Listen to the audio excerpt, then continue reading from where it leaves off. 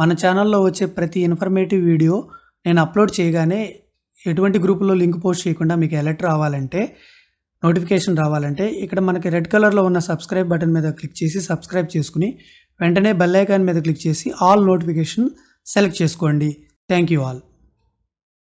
Good morning everybody, welcome back to our channel. ఈరోజు మనం SA term 2 లేదా CBA 3 April 2025లో జరిగిన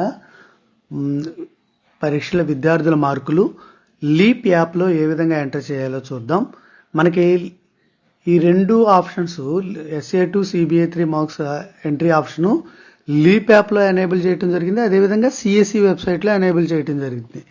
మనం ఒక్కొక్క విద్యార్థికి ఎంటర్ చేయదలుచుకుంటే మనకి లీప్ యాప్ ద్వారా ఎంటర్ చేసుకోవచ్చు, లేదా అందరు విద్యార్థులకు ఒకేసారి ఎంటర్ చేసి సబ్మిట్ చేయదలుచుకుంటే CSE వెబ్సైట్లో ఎంటర్ చేయవచ్చు.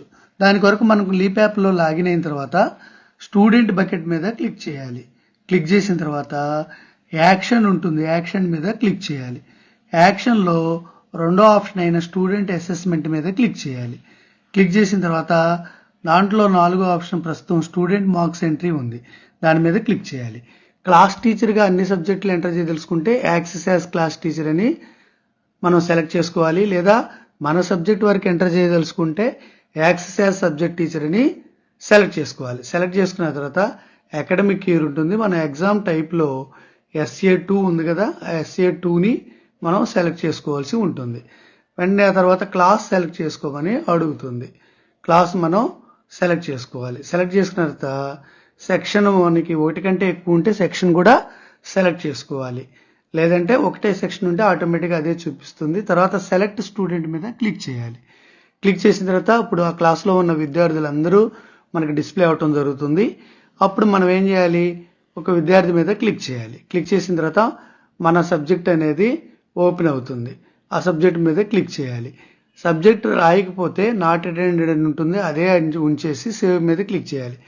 సబ్జెక్ట్లో అటెండ్ అయితే ఆ విద్యార్థి అటెండెడ్ మీద క్లిక్ చేసి ఏ లాంగ్వేజ్లో రాసింది అనేది, అంటే ఇంగ్లీష్ మీడియమా తెలుగు మీడియమా, ఇంగ్లీష్, హిందీ, కన్నడ, ఒరియా మీడియాలే ఆప్షన్స్ ఉన్నాయి ఇక్కడ. వాటిలో ఒకటి సెలెక్ట్ చేసుకోవాలి. తెలుగు మీడియం ఉన్నట్లయితే మనకి తెలుగు మీడియం కూడా ఉంటుంది, మనం సెలెక్ట్ చేసుకోవాలి. ఇంగ్లీష్ సెలెక్ట్ చేసుకుని ఇక్కడ మనం గుర్తుపెట్టుకోవాల్సింది ఏంటంటే 9th క్లాస్ వరకు అయితేనేమో ప్రతి సబ్జెక్ట్లో ఎన్ని అకాడమిక్ స్టాండర్డ్స్ ఉన్నాయో అవన్నీ డిస్ప్లే అవటం జరుగుతుంది. 1 నుంచి 8వ తరగతుల వరకు మాత్రం మనకి 2 అకాడమిక్ స్టాండర్డ్స్ మాత్రమే డిస్ప్లే అవటం జరుగుతుంది. ఇక్కడ మొదటి అకాడమిక్ స్టాండర్డ్ ఏంటంటే ఆబ్జెక్టివ్ టైప్ క్వశ్చన్స్ అనమాట. ఏ క్లాస్లో అయినా, అంటే ఉదాహరణకి క్లాస్ 1-2లో 20 మార్క్స్కి ఉంటుంది, AS1, AS2 30 మార్క్స్కి ఉంటుంది. క్లాస్ 3-4-5లో AS1 30, అదేవిధంగా AS2 20 మార్క్స్కు ఉంటుంది అనమాట.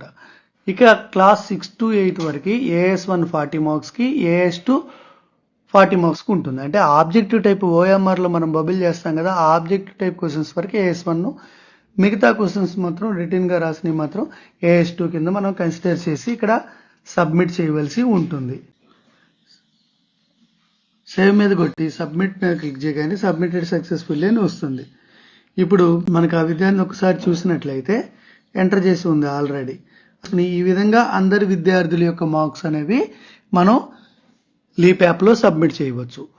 అదేవిధంగా మనకి CSE వెబ్సైట్లో కూడా అందరు విద్యార్థుల మార్కులు ఒకేసారి ఎంటర్ చేసి ఒకేసారి సేవ్ చేసేసుకోవచ్చు.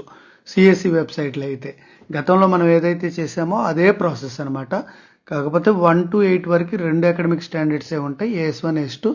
9th క్లాస్ మాత్రం సబ్జెక్ట్ని బట్టి అకాడమిక్ స్టాండర్డ్స్ చేంజ్ అవుతాయి అనమాట. ఇలాంటి ఇన్ఫర్మేటివ్ వీడియోల కోసం మన ఛానల్ ఇంకా సబ్స్క్రైబ్ చేసుకోకపోతే సబ్స్క్రైబ్ చేసుకోండి. Thank you.